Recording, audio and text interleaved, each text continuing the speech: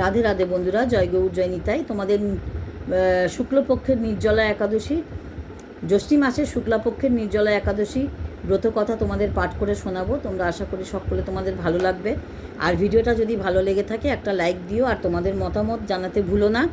আর যারা ইউটিউব থেকে ভিডিওটি দেখবে তারা অবশ্যই বন্ধু হয়ে পাশে থেকো, তোমাদের মতামত জানিও। দেখতে দেখতে একটা লাইক দিও, ভালো লাগলে লাইক দিও।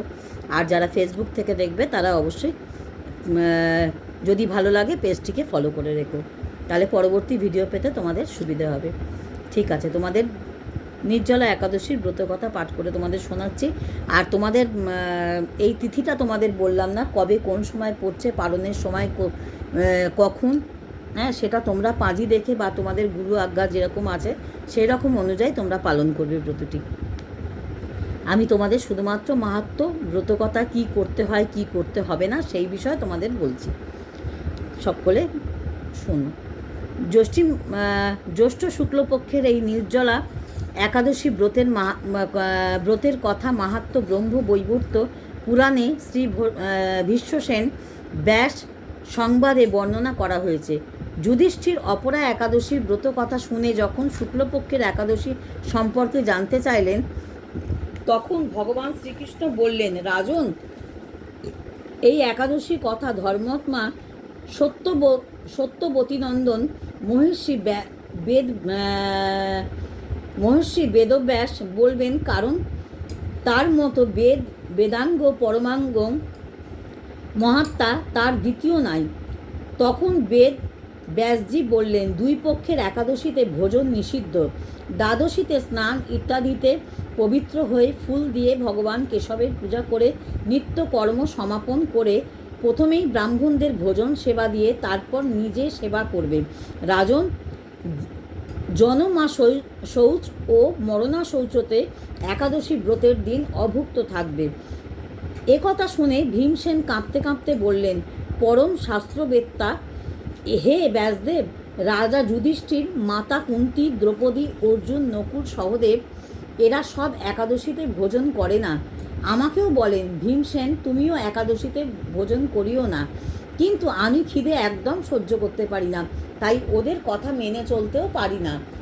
ভীমসেনের একথা শুনে ব্যাসজি বললেন, যদি তুমি স্বর্গলোক প্রাপ্তি আশা করো এবং নরককে দূষিত মনে করো, তাহলে দুই পক্ষের একাদশীতেই ভোজন করবে না।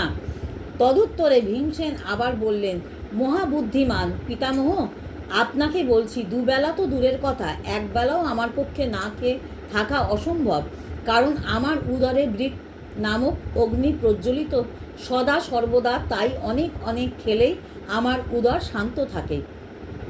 তাই চেষ্টা করলে বছরে হয়তো একবার না খেয়ে থাকতে পারি।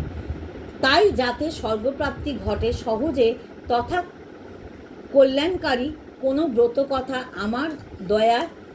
আমায় দয়া করে উপদেশ করুন। আমি বিশেষ সচেষ্ট হব যথাচিত রূপে এই ব্রত পালন করার জন্য। মহাত্মা ব্যাসদেব বললেন, জ্যৈষ্ঠী মাসের শুক্লপক্ষের একাদশীতে জল পান পর্যন্ত না করে সম্পূর্ণ উপবাসে থাকিবে, তবে আচমনে কোনো দোষ নাই।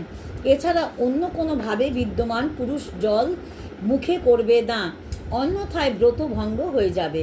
একাদশীর দিন সূর্যোদয় থেকে দ্বাদশীর দিন সূর্যোদয় পর্যন্ত মানবকুল যদি জল ত্যাগ করে তাহলে তার ব্রতপূর্ণ হয়।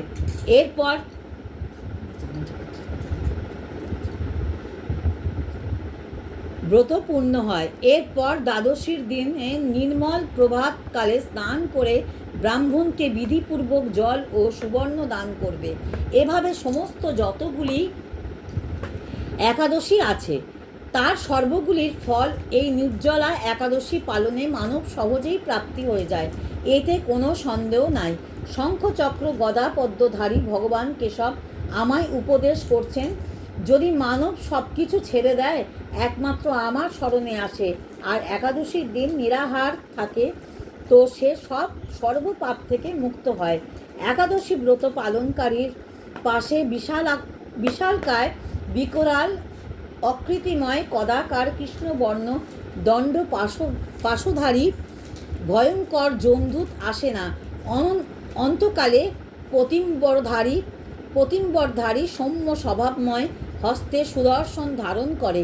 মনের ন্যায় বেগবান বিষ্ণুদূতগণ ওই বৈষ্ণব পুরুষের পাশে এসে সমাদরে বিষ্ণুলোকে সাথে করে নিয়ে যান। অতএব পূর্ণ নিষ্ঠা ও যত্ন সহকারে শ্রীহরির পূজন ও উপবাস করো। স্ত্রী বা পুরুষ যেই হোক না কেন, যদি মেরু মেরু পর্বত সমান পাপ করে থাকে, সে সবই এই একাদশী প্রভাবে ভস্ম হয়ে যায়।